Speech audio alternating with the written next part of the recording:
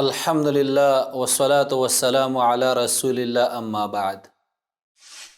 محترم اوریدونکو، د الله رب العالمین په دې مؤمنانو باندې احسان دی چې محمد رسول الله صلی الله علیه وسلم ورته رالیږلی.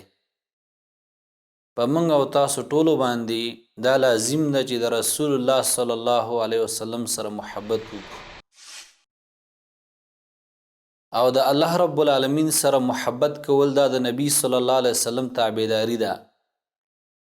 یو سړی چې د الله سره محبت کوي، د الله سره مینه کوي، دا به د رسول الله صلی الله علیه وسلم تابعداري کوي. الله رب العالمین فرمایي: قل ان کنتم تحبون الله فاتبعوني يحببكم الله. ورته وی پیغمبره، که تاسو محبت کوئ د الله سره نو زما تابعداري وکئ، الله به ستاسو سره محبت وکړي او الله به ورته بخښنه وکړي، ګناهونه به ورته الله رب العالمین وبخي. د نبی علیه الصلاة والسلام تابعداري کول دا د الله رب العالمین سره محبت دی. او الله رب العالمین موږ ته پیغمبر را لیږلی دی، نو موږ به د نبی صلی الله علیه وسلم سره محبت کوو، د هر چا نه به ورسره ډېره مینه کوو، د هر چا نه به ورسره ډېر محبت کوو. د رسول الله صلی الله علیه وسلم خبره و د هر چا خبرې د پاسي. که حدیث کې راځي رسول الله صلی الله علیه وسلم فرمایي: لا یؤمن احدکم حتى اكون احب الیه من ولده ووالده والناس اجمعین. یو کس وي به تاسو کې مؤمن نه دی تر هغې پورې چې زه ورته محبوب نشم د بچي نه، د پلار نه او دارنګې د ټولو خلکو نه. نو نبی علیه الصلاة والسلام به هر چاته محبوبي، د بچي نه ورته محبوبي. بچی سړي د څونه ګراني، پلار ورته څونه ګراني، د هغې احترام کوي. دارنګې په نورو خلکو کې ورته ډېر خلک محبوبي، لیکن د هر چا نه به رسول الله صلی الله علیه وسلم دا موږ ته محبوبي. د هر چا د خبرې د پاسه به د رسول الله صلی الله علیه وسلم خبرې. دا د نبی علیه الصلاة والسلام سره محبت دی. او د نبی علیه الصلاة والسلام سره محبت دا دی چې د رسول الله صلی الله علیه وسلم د سنتو تابعداري وکړلی شي. اوس یو سړی دا دعوه کوي چې زه د الله رب العالمین سره محبت کوم، د رسول الله صلی الله علیه وسلم سره محبت کوم، لیکن د نبی علیه الصلاة والسلام د سنتو خلاف کوي، نو دا به د خپله دعوه کې بیا رښتینی نه دی.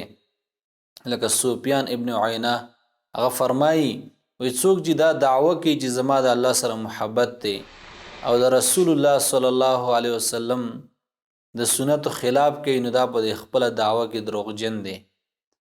او زه نه ویم چې دا دروغجن دی. د الله هغه کلام فرمایي چې قل ان کنتم تحبون الله فاتبعوني. ورته ویې پیغمبره، که تاسو دعوه کوئ، که تاسو د الله رب العالمین سره د محبت دعوه کوئ چې زما د الله سره مینه ده، زما د الله سره محبت دی، نو زما تابعداري وکړئ. د رسول الله صلی الله علیه وسلم تابعداري کول، د نبی علیه الصلاة والسلام د سنتو تابعداري کول، دا د الله سره محبت دی. نو غرض دا د محترمو اوریدونکو، د رسول الله صلی الله علیه وسلم سره محبت او مینه کول دا ضروري دي، دا لازمي دي. عمر رضی الله تعالی عنہ فرمایل چې یا رسول الله، ما ته د هر چا نه ګرانې خو د ځان نه راته نه. نبی علیه الصلاة والسلام ورته وفرمایل چې ته به مؤمن نه. نو عمر رضی الله تعالی عنہ فرمایل چې یا رسول الله، د ځان نه راته محبوبې، د ځان نه راته ګرانې. صحابه کرامو ته نبی علیه الصلاة والسلام ډېر زیات محبوب و، ډېر ورته ګران و. د الله د پیغمبر خبره دا په سر باندې ګرځوله. نو نبی علیه الصلاة والسلام ورته فرمایي چې اوس مؤمنې. غرض دا دی چې د نبی علیه الصلاة والسلام سره محبت کول دا ضروري دي. او سره چې کمال د ایمان ته رسیږي، نو په دې باندې رسیږي چې د الله د پیغمبر سره محبت وکړلی شي، د هر چا نه سوا محبت، د خپل ځان نه، د خپلو بچو نه، د خپل مور او پلار نه، د خپلې ښځې نه او د ټولو خلکو نه. الله رب العالمین دې زموږ په زړونو کې د رسول الله صلی الله علیه وسلم سره محبت پیدا کړي.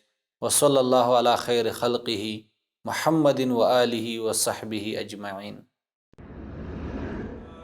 حياة للهدى دنيا ودينا، على منهاج خير المرسلين، وبالحسنى نشق سبيل رشد إلى جنات رب العالمين.